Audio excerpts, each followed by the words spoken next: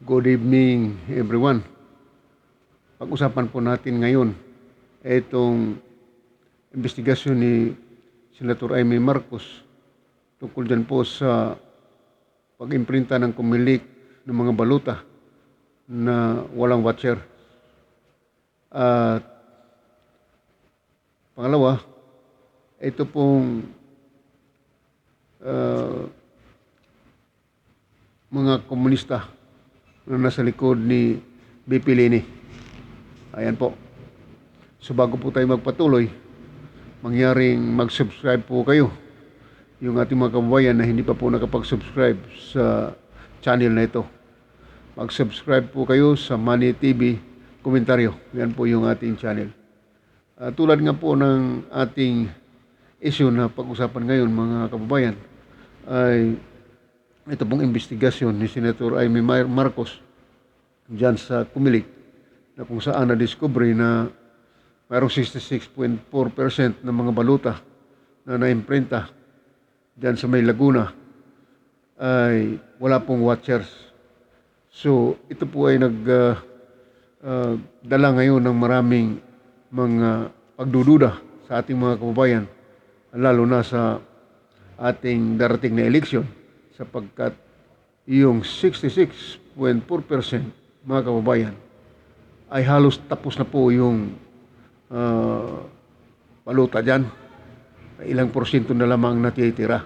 Subalit nagsabi ang Kumilik na pwede naman daw po ang mga watchers manood sa susunod. So yun po yung kasagutan ng Kumilik mga kababayan. Subalit taliwas po yan sa punto ng investigasyon ni Senator Amy Marcos na siya pong chairperson ng Senate Electoral Reform Committee. Yan po. So dahil dyan mga kababayan ay na-discovery nga itong 66.4% na baluta na imprinta na walang watchers. So ano po ang gagawin ngayon yan? Ito bang Kumilik ay mayroon ba silang sariling investigasyon dito sa kontrobersyal na pag-imprinta nito ng mga baluta? Kasi napapansin ng mga taong bayan ngayon na ang Kumilik ay didma lamang sa nangyayaring ito, na hindi man lang sila nagkaroon ng pag-uusap o reaksyon kung ano ang gagawin nila nitong na-imprinta na walang watchers na nagbabantay nitong imprinta ng ito. So yan po yung katanungan ngayon.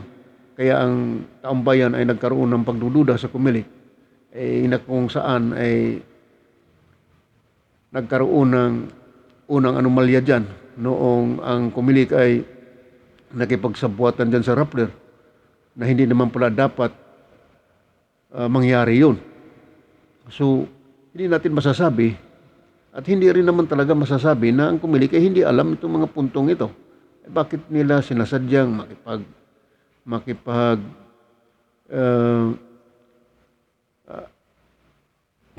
alyansa pa sa Rappler?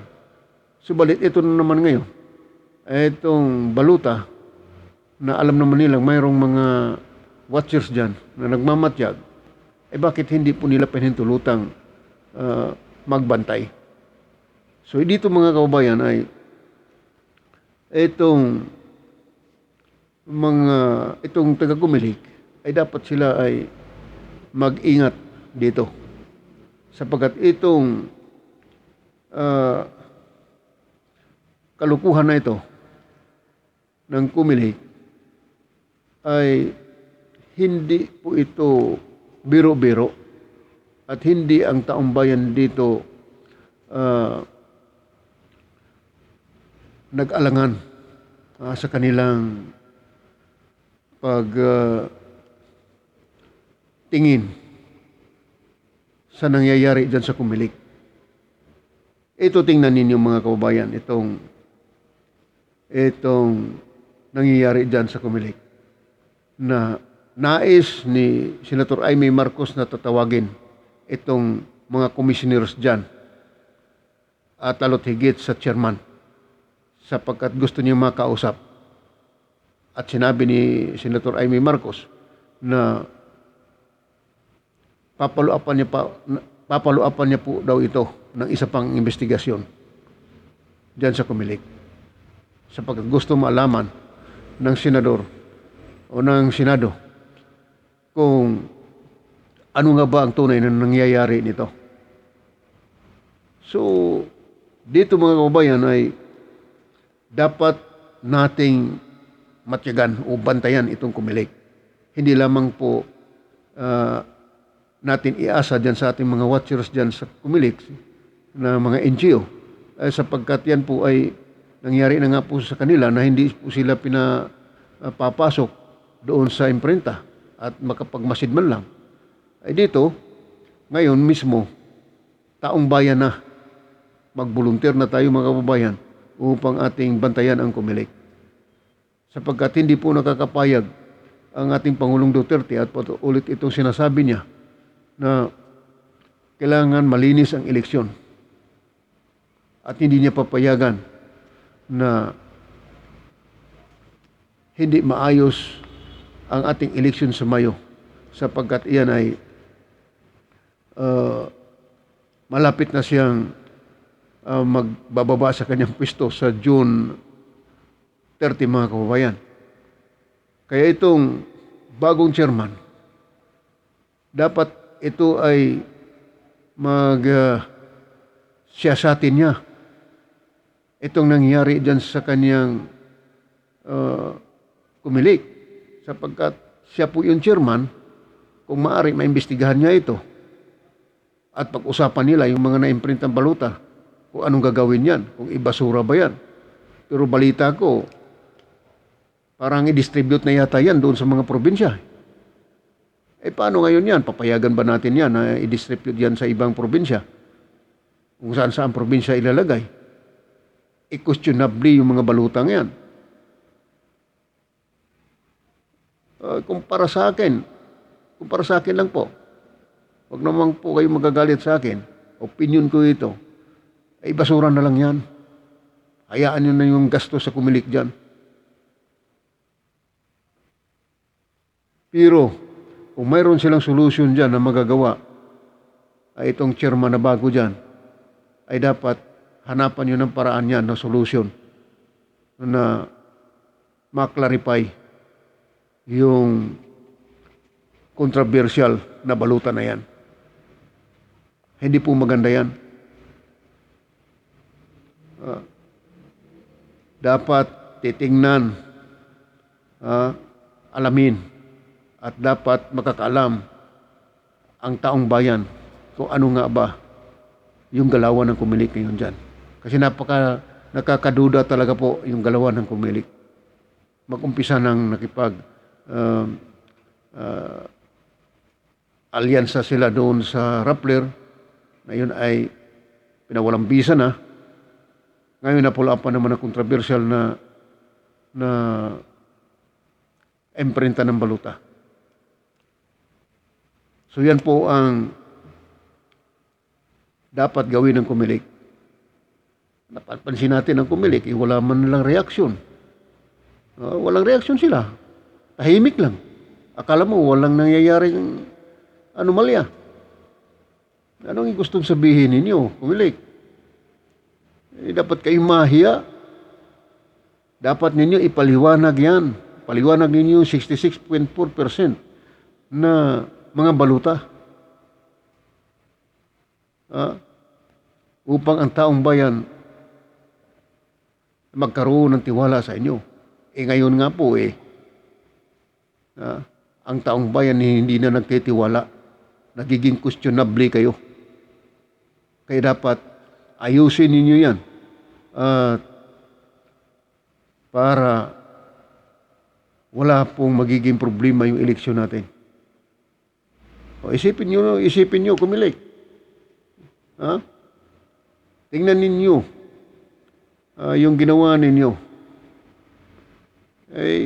Kaya kayo pinagdududahan kasi hindi kayo maging maayos. Hindi nyo inaayos yung galaw ninyo. Hindi po ninyo masisi ang taong bayan yan.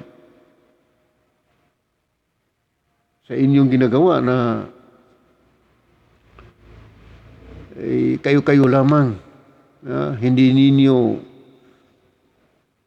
tinawag yung mga watcher para titingnan yung inyong ginagawa.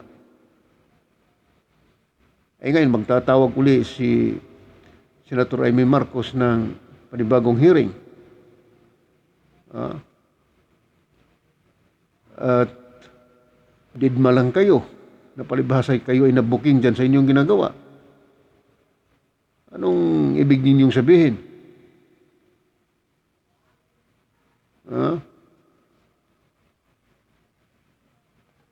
Tahimik na lang kayo? So mga kababayan, pwede po kayong mag-react dyan. At iiwan ko sa inyo yung isyong yan. Yung kumilik ay tahimik lang. At wala man lang sariling pagsasiyasat dyan sa kanilang controversial na ballot printing na yan. At samantala mga kababayan ay ating pag-usapan itong isa sa mga issue ngayon, bagamat ito ay issue ni BP Lini.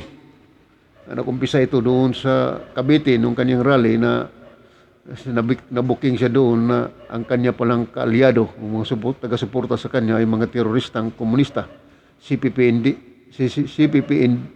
NPA, NDF. Ayan po.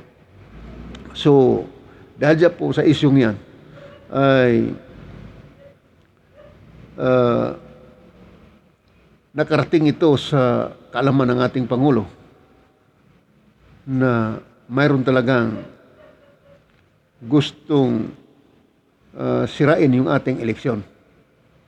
At mismo, inamin mismo ng ating Pangulong Duterte na naniniwala siya na mayroon talagang ganon. Mga terorista na gusto sirain yung eleksyon. Kaya sinabi ng Pangulo na kanya itong babantayan at talagang puntahan niya daw doon sa kanilang tahanan kung saan man nakatira ang mga ito. So ganun po ang binitawang salita ng ating Pangulo at hindi siya makapapayag na hindi malinis at maayos ang eleksyon. Ayan po. So, itong si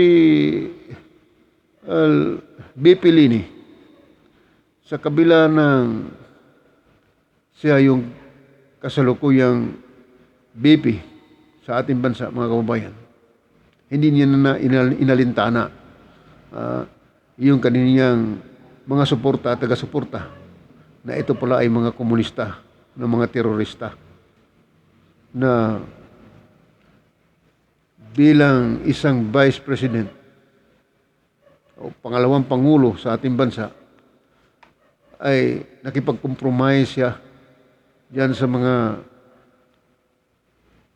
makakaliwa na yan, na ang kanya lamang hangarin ay makakuha ng boto ng suporta ng mga komunistang ito.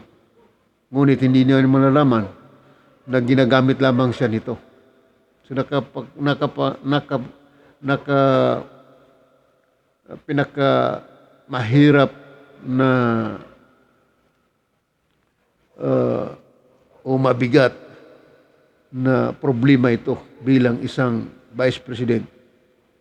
Tapos tumakbo ng pagka-pangulo na ang dala niyang suporta ay galing sa mga makakaliwa. So tingnan ninyo mga kababayan na hindi papayag ang ating Pangulo dyan. At inuulit ko po, hindi pahintulutan ng Pangulo na mayroong manggugulo dyan o maghahasik ng lagim sa panahon ng eleksyon. Kaya kung ang ating Pangulo ay nagsasalita, mga kababayan, tungkol sa mga bagay na yan, kapanipaniwala po yan. sapagkat ang seryoso ng ating Pangulo at hindi siya nagbibiro sa kaninuman. Ang gusto niya, ilang beses niya na ito sinasabi, ang gusto niya ay malinis na eleksyon. Kaya mag-iingat kayo sapagkat ang Pangulo ay may kapangyarihan sa anumang nanaisin niya kung itong eleksyon natin ay magiging hindi maganda. No? Kaya pansamantala mga kababayan ay yan lang muna ang ating updates hanggang sa susunod na video. God bless.